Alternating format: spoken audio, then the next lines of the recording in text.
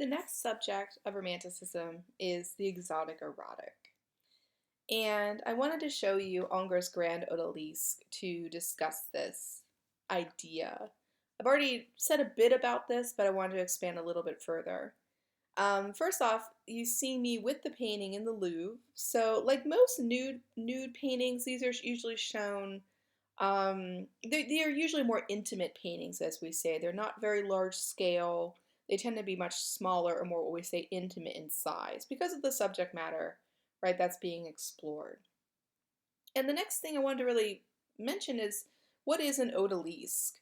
An odalisque is a Turkish harem girl, so a harem girl of Turkish origin. So we talked a bit about the different areas that were being colonized. Note that when we looked at the pest house at Jaffa, this idea of Napoleon colonizing, right, the French colonizing Turkey. So Turkey was a place that was being colonized by the French. And it was common practice for Turkish people to have harems at this time, especially very, very wealthy men. And the harems are basically girls who were kept on retainer, essentially, that lived in this harem for the pleasure of the person that they were entertaining. So this is a Turkish harem girl.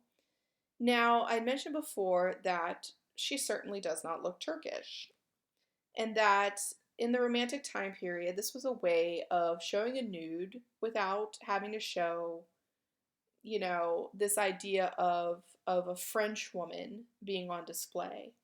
So even though she looks French, the markers of her being Turkish are given to her. So this idea of like the silk headdress, the silk hangings, the peacock duster in her hand, the hookah pipe, all these things that you'd see in a harem, even though again she looks about as French as they come. It was a way of marking her as Turkish, giving her the props of looking Turkish. So this is where I say Romanticism can be quite theatrical. It's like she's on a stage set and she's been given her props and told what role she's going to play. You're playing the role of a Turkish harem girl. So again, I think sometimes there's a romanticization of these cultures by Europeans, and it very much comes out in the art. A hookah, by the way, is what they use to smoke opium. It's at the bottom right of the painting because harem girls really had nothing much to do during the day most of the time. And so there was a lot of drug use and abuse, right, in these situations where they would smoke opium and just get stoned and hang out. But again, this piece to me reflects this sort of exotic, erotic, how to take the idea of a nude and make it okay, right? I also think it's very interesting that it's not sort of a full frontal nude, that there's sort of this teasing aspect to it, but that her gaze holds tight on your eyes, that she is kind of pulling you in. She is kind of trying to mesmerize you with her gaze as a proper nude would. There's a tiny bit of Mannerist influence, I think, here too. If you look at the shape and the way her body is contorted, where she looks like she has a couple extra vertebrae right in there. So I don't think romantic artists really try to reinvent the wheel as far as style. Go back and look at Goya; it has that kind of almost Baroque look. If you look at this, it has almost like kind of a slight Mannerist look. So they weren't really trying to be very inventive with the way they were painting. It usually was not something they were interested in. We'll look at Turner; he's a bit of an exception, but again, they try to kind of pull. They kind of pull more towards the idea of subject matter invention was more important than technique. So they kind of just recycle old techniques in the pieces that they make. These type of odalisque paintings and nude works, right, about the exotic erotic were quite popular. So this is another Ingres piece, the Turkish bath. And you might notice that the most of the skin tones are quite light, but then every now and then you'll see a darker servant kind of plunked into the piece. And so many people talk about, again, sort of the colonialist, racist kind of undertones of these paintings, saying it's a Turkish scene, but at the same time, it's very much, they look very European. And again, it's a piece about gaze and pleasure, and sort of colonizing these women with your eyes, you might say. And then Delacroix also did some of these exotic erotic works because he actually was an ambassador to the Moroccan government for France. So he actually held a diplomatic post. So he traveled to Morocco quite frequently. He went to places like Marrakesh and Algiers, and kind of went around in this region, the upper northern African region, as part of his duties as a Moroccan ambassador. So this is a painting he did of a harem in Algiers, and we're kind of sitting around with the women, and there's a hookah, right? Once more, and this idea of like how these women would while away their days. They're very much on display for us. They're very much, again, an object of our gaze. And once again, you can see the idea of the skin tones kind of ranking out who is the servant and who are the harem girls. So many people talk about like the politics of skin tone during colonialist times, and the idea of darker skin tones were usually the more servant class. The lighter skin tones were the pleasure caste or the higher ups. So, again, if you're interested in those kind of colonial discussions, it's intriguing to note the use of that sort of idea of ranking based on skin tones. But, again, these kind of exotic erotic images where, because the women were classified as exotic and put in an exotic setting, that somehow it's okay for us to look at them. It's a very romanticized colonialist mindset. The other subject of the romantic is the sublime. And again, this is the awe one feels in nature. So I'm going to show you a few artists that deal with this sense of awe. And one of my favorites is Friedrich, who is a German painter. And his works very much kind of set up this scene of a lone person in a landscape.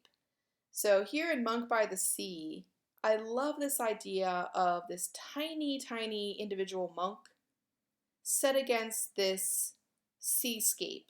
And the seascape, to me, I never can quite figure out if it's sort of like stormy and threatening, or if the clouds are kind of parting and the sun's trying to break through the top edge. Like, I can't quite decide what I think, the scene is. Is it gloomy? Is it hopeful? Like, I don't know.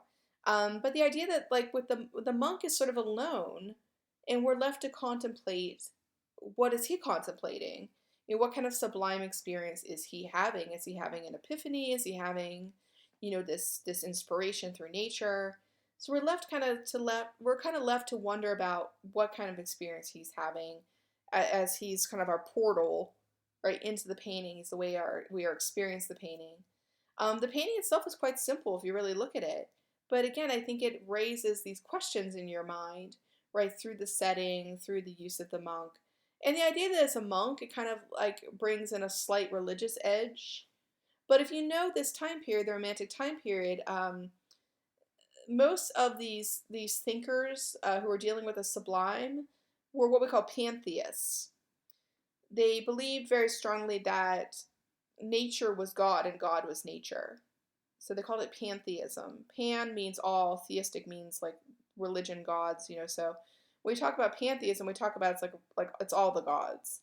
So pantheism was very much about like God is everywhere, God is all around you, like nature is a cathedral, that kind of mentality. So there's a slight religious edge here, but again, they were mainly pantheistic in their outlook towards the natural world is God. It's a reflection of God. And as I mentioned, many people note that work like Friedrich's seems to harken back or reference back to Asian painting, like this very famous Chinese work by Shen Chao, called Poet on the Mountainside, where you have this idea of like a very simple painting, ink on paper, and you have this tiny little guy in this lovely, lush, natural world around him. So many people talk about how Friedrich, if you go look at like Asian painting, he seems to be very much inspired by that type of painting and that attitude that you see in Asian culture. This is another Friedrich Abbey in the Oak Forest. And an abbey was where monks lived, so it was usually attached to a church. Of course, now it's just a ruin in the painting.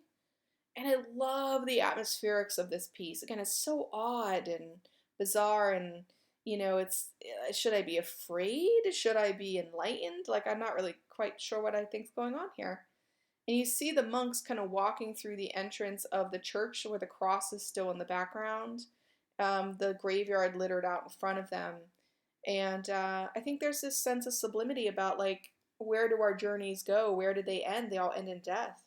But what can we look to? We can look to things outside of ourselves for inspiration and guidance. We're small and nature's big, but what are we doing here? What are we trying to accomplish? We're trying to have these sublime moments, these moments of inspiration. So again, I think the piece just sort of, it's very atmospheric and it lets you kind of interpret it at your own speed in your own way. Um, but again, it's really meant to be sort of like open ended spiritually and almost pantheistic, I think, in its spirituality. And of course, Friedrich's most famous work, Wanderer Above the Mists. And I love this piece because it does that same thing Goya did, where we get the back of the character, the figure, and we can kind of put ourselves into the role of that figure. We can kind of almost become that man looking out at the vista. And to me, you can read this painting however you like to, in a romantic, emotional way. Is the person standing there inspired by how much more of the world is available? Or are they threatened by it? But again, I kind of see this man, personally, from my perspective, I see this man as kind of, he's climbed to the top of the peak, right? And he's looking out and he's thinking about the majesty of the world, the majesty of the things that are created in front of him, and just he's having an awe-struck moment, a sublime moment, by looking at this vision or this view. Another sublime painter that I wanted to show you is J.M.W. Turner, a British painter, mainly famous for doing seascapes, so images of the sea. And his style is the first thing I'll comment upon, because he starts to use this very inventive style that he calls painterly style, where it has this very loose brush stroke, this very unfinished kind of feel to it. And many people look at Turner and think he's the precursor to Impressionism. So later when we talk about Impressionism, I don't feel like it's something that happened overnight. I feel like it's something that with Turner, you start to see that breaking down of form and precision. Imagine David seeing this, right? If you go look at like neoclassical painting, they have a very what we call finished quality, where you can't even see a brushstroke. They look like glass. They look like these perfect photographs. And that was a hallmark of skill and training, was that very finished quality of a neoclassical painter. And so I imagine like, David seeing Turner and just being like, like howling in like horror at how loose this brushwork is, how unfinished the quality of the painting is. But again, Turner called it painterly, and art historians call it painterly now too. And it's kind of a funny descriptor, but that's the one that stuck. And again, I think it's kind of a precursor to Impressionism. So keep this in mind when we get to our Impressionist discussion. This piece, The Slave Ship, is a seascape, so kind of along the lines of Turner's typical subject, but it's also very political, which is one of the reasons I wanted to show it to you, because I wanted you to think about, sublime paintings can also have a political message. It's not just the emotional ones. This painting was inspired by a shipwreck incident where many, many slaves were lost off a particular slave vessel. And it started to come out in the news that the reason why the ship had such problems is because the captain had been given a political post. It wasn't like he actually was like a sailor. He was connected politically, and so he was given the captainship, right, of this slave ship. And then it came out further that because of the way insurance was done for slaves, because unfortunately slaves were viewed as property, the insurance covered slaves if they died due to like acts of God, so something like a storm, but it didn't cover losses if they just got sick and died. So what started to come out was that a lot of the slaves on this ship were getting sick, and rather than lose out on the insurance money, the captain steered them into a storm and started throwing the sick slaves overboard. so he could claim the insurance cash. When Turner heard of this story, he was mortified and appalled. Most artists of this time were heavily anti slavery and very abolitionist in their viewpoints, and often used their artwork to reprimand slavery and say, this is a horrible, horrible institution. This should not be our values. And so Turner took the opportunity of taking that story and making it into this painting because he wanted the French people to see, what horrific things had happened under this captain and under this political model of, rewarding people for being politically connected. Um, and, think about how people saw these paintings. They would go to these salons. The paintings would be held on they hung on public display.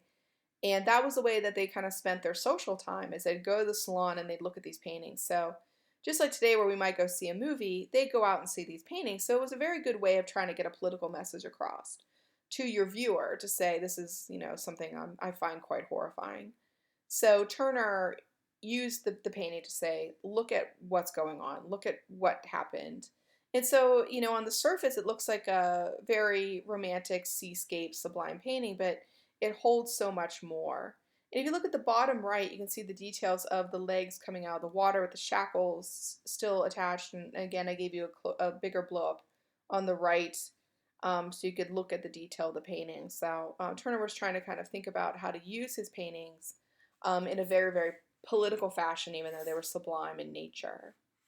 And another of Turner's works here, Rain, Steam, and Speed, I showed you because I want you to think about how with the Industrial Revolution that starts in the Enlightenment period, we're seeing more and more embracing of technology and invention. So here we're seeing a train, right, going along a track on a trestle bridge. And so, we have to think also about what the Industrial Revolution is bringing to the forefront as far as subject matter. So even though it's the Romantic period, a lot of artists are very aware of the speed of technology and invention happening. We're trying to embrace that into their works as well.